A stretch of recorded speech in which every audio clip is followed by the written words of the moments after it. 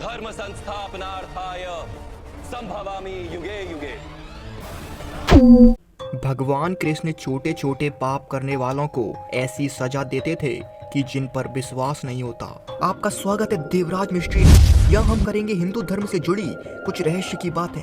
अगर आप चाहते हो कि आपका समय सही जगह पर खर्च हो तो अभी आप सही रास्ते पर हो। इसीलिए अभी हमारे चैनल को सब्सक्राइब कीजिए और खो जाइए इस वीडियो में। आजकल ये समझना बड़ा ही कठिन है कि पाप क्या है और पुण्य क्या, क्योंकि लोग अपने हिसाब से इनकी परिभाषा देने लगे हैं। लोग अपनी छोटी छोटी गलतियों को या तो छुपा देते हैं या उन्हें नजरअंदाज कर देते हैं, लेकिन हिंदू धर्म के अनुसार ये छोटी छोटी गलतियां भी पाप हो सकती हैं। लोग जिन भी छोटी छोटी गलतियों को नजरअंदाज कर रहे होते हैं वह छोटी छोटी गलतियां भविष्य में जाकर एक बड़ा पाप बन सकती हैं। लेकिन सवाल ये उठता है, क्या भगवान हमारी छोटी छोटी गलतियों को माफ कर देते हैं या हमें उनकी भी सजा भुगतनी पड़ती है? ये जानने के लिए आप इस वीडियो को पूरा अंत तक जरूर देखना। तो चलिए जानते हैं। महाभारत काल की एक कथा जो भगवान कृष्ण से जुड़ी हुई है। एक बार की बात थी जब भगवान कृष्ण अपने सखा के साथ जंगल के रास्ते कहीं जा रहे थे।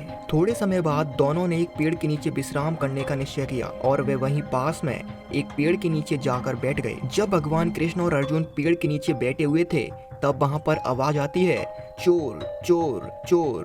और तभी वहाँ पर एक सामने से एक आदमी दौड़ता हुआ आ रहा होता है। ये देखकर अर्जुन तुरंत समझ जाते हैं कि ये वही चोर है जिसका गांव वाले पीछा कर रहे हैं। इसीलिए अर्जुन तुरंत उस चोर को पकड़ लेते हैं और उसे पकड़कर उससे कहते हैं कि तुम इतने हट्टे खट्टे और तंदुरुस्त हो, इसके बाद भी तुम चोरी कर रहे हो, तो क्या तुमको शर्म नहीं आती? इतने में वहाँ पर सभी गाँव वाले आ जाते हैं और वे अर्जुन से कहते हैं कि ये चोर ने चोरी की है, इसीलिए इसे हमें सौंप दो। तभी वहाँ पर भगवान कृष्ण आते हैं और उन सभी गांव वालों को बताते हैं कि मैं कृष्ण और ये अर्जुन है। ये सुनकर सभी गांव वाले भगवान कृष्ण को प्रणाम करते हैं। तब भगवान कृष्ण ने उन सबसे कहा, क्या आप हमें बता सकते हो कि इस चोर ने क्या चोरी की है? तब गांव वाले बताते हैं कि चोर ने हमारे खेत से फल चुराए हैं। ये सुनकर श्री कृष्ण उस चोर से कहते हैं, क्या ये गांव वाले जो कह रहे हैं ये सही है? ये सुनकर वह चोर कहता है, हाँ, मैंने इनके खेत से फल चुराए हैं। तब भगवान कृष्ण उस चोर से पूछते हैं कि जब तुमने चोरी की है तो इसके पीछे जरूर कोई कारण होगा, बताओ वह कारण क्या है? तभी वह चोर भगवान कृष्ण से कहता है कि मैंने 4 दिनों से कुछ नहीं खाया था, इसीलिए भूख से तड़पकर जब मैंने इनके खेत में फलों को देखा तो मैं खुद को रोक नहीं पाया। उस चोर की इस बात को सुनकर श्री कृष्ण ने उन सभी गांव वाले से कहा कि इसने अपना जुर्म कबूल कर लिया है, इसीलिए अब ये एक चोर नहीं है, लेकिन इसका दंड ये होगा, ये तुम लोगों के साथ तुम्हारे खेत में 1 महीने तक काम करेगा। जब ये बात उस इंसान ने सुनी तब उसने श्री कृष्ण से कहा कि मैंने तो पहली बार इतनी छोटी सी गलती की है और इस छोटी सी गलती को लेकर आप मुझे इतना बड़ा दंड कैसे दे सकते हो? यह सुनते ही श्री कृष्ण ने बिना कुछ कहे गांव वाले से कहा कि अब इसका दंड ये है कि ये तुम्हारे साथ 1 महीने के बजाय 6 महीनों तक तुम्हारे साथ काम करेगा। इसके बाद बिना कुछ कहे वह चोर उन गांव वालों के साथ वहां से चला गया। सभी के जाने के बाद अर्जुन ने ये जिज्ञासावश श्री कृष्ण से पूछ ही लिया कि ये वासुदेव, उस चोर ने तो अपना जुर्म भी कबूल कर लिया था और उसके अनुसार ये उसकी पहली गलती थी। ऊपर से जब उसने आपसे क्षमा मांगी तो आपने उसकी सजा और बढ़ा दी। आखिर ये कैसा न्याय हुआ? तब श्री कृष्ण ने अर्जुन से कहा कि अक्सर लोग अपनी छोटी छोटी गलतियों को नजरअंदाज करते हैं, लेकिन ये छोटी छोटी गलतियां ही सबसे खतरनाक होती हैं। इसके बाद श्री कृष्ण कहते हैं, अर्जुन, मेरी बात तुम्हें ऐसे समझ नहीं आएगी, तो चलो मैं तुम्हें एक कथा सुनाता हूँ। इसके बाद तुम मुझे खुद बताओगे कि आखिर मैंने इस चोर को सजा देकर सही किया या गलत। श्री कृष्ण कहते हैं, एक गरीब ब्राह्मण था जो अपने गरीबी से परेशान होकर अपने घर को छोड़कर राजा के पास दान दक्षिणा के लिए निकल गया। वह गरीब ब्राह्मण चलते चलते राजा की राजधानी पहुंचा, जहां का राजा बड़ा ही दानवीर था। वह उपयोगी और जरूरतमंद लोगों को भरपूर दान देकर लौटाता था, लेकिन उसका एक नियम था कि वह हर किसी को दान नहीं देता था। राजा ने दान देने के कुछ नियम बनाए थे और जो भी वह नियमों को पूरा कर लेता था राजा उसे खूब सारा धन देता था। राजा की शर्तें ये थीं कि उसने अपने राज्य में 4 दरवाजे बनवाए हुए थे। जो भी उन 4 दरवाजों में से किसी भी एक दरवाजे से महल के अंदर प्रवेश कर जाता था उसे वह खूब सारा धन देता था। राजा के शर्तों के अनुसार वह दीन ब्राह्मण उन 4 दरवाजों में से पहले दरवाजे के सामने पहुंचता है। जब वह दीन ब्राह्मण पहले दरवाजे में प्रवेश करता है तो पहले दरवाजे में प्रवेश करते ही उसे वहां पर एक वेश्या दिखाई देती है। वह वेश्या उस ब्राह्मण से कहती है कि हे ब्राह्मण, आप यहाँ क्यों आए हो? तब ब्राह्मण वेश्या को जवाब देते हैं कि मुझे महल के अंदर प्रवेश करना है। जब ये बात वेश्या ने सुनी तो वह वेश्या उस ब्राह्मण से कहती है कि राजा ने इस दरबार का अधिकार मुझे सौंपा है और मेरी आज्ञा के बिना कोई भी इस दरवाजे से अंदर नहीं जा सकता, और अगर तुम अंदर जाना चाहते हो तो तुम्हें मेरी इच्छा पूरी करनी होगी, और मेरी इच्छा ये है कि तुम मेरे साथ मेरे निवास स्थान चलो। ये सुनकर ब्राह्मण मन ही मन सोचता है कि अगर मैं एक वेश्या के घर गया तो ये एक अधर्म होगा, इसीलिए वह उस वेश्या से कहता है कि नहीं, मैं तुम्हारे साथ तुम्हारे निवास कभी नहीं जाऊंगा। तब वेश्या ब्राह्मण से कहती है तो फिर तुम्हें दूसरे दरवाजे से ही अंदर जाना चाहिए, तुम यहाँ से नहीं जा पाओगे। ये सुनकर वह ब्राह्मण वहाँ से तुरंत ही निकलकर दूसरे दरवाजे की तरफ पहुँच गया। जब ब्राह्मण दूसरे दरवाजे में प्रवेश करता है तो वहाँ पर प्रवेश करते ही उस ब्राह्मण को एक सैनिक मिलता है। वह सैनिक ब्राह्मण से कहता है कि अगर आप इस दरवाजे से प्रवेश करना चाहते हो तो आपको इस दरवाजे के मुख्य द्वारपाल से मित्रता करनी होगी, क्योंकि इस दरवाजे का अधिकार उन्हीं पर है। जब आप उनसे मित्रता करोगे तो आपको उनके साथ भोजन भी करना होगा, और उनको भोजन में मांस बहुत पसंद है, इसीलिए आपको भी मांस खाना पड़ेगा।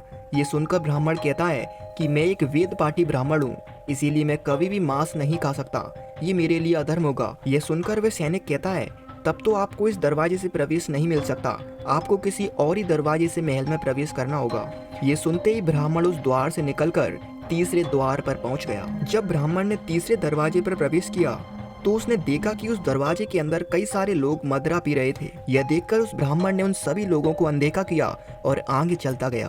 आगे जाकर उसे एक प्रहरी ने रोक लिया और उससे कहा कि इस दरवाजे से महल में केवल वही लोग प्रवेश कर सकते हैं जो मदिरा पीते हों। लेकिन उस ब्राह्मण को मदिरा पीना भी स्वीकार नहीं था, इसीलिए वह उस तीसरे दरवाजे से भी लौट गया। ब्राह्मण बड़ा ही दुखी था और दुखी होने के साथ वह चौथे दरवाजे में प्रवेश करता है। जब ब्राह्मण ने चौथे दरवाजे में प्रवेश किया तो उसने देखा कि वहाँ पर कई सारे जुगाड़ी जुआ खेल रहे थे। तभी वहाँ पर एक जुगाड़ी आया और उसने ब्राह्मण से कहा कि इस दरवाजे में प्रवेश करने के लिए तुम्हें जुआ खेलना होगा।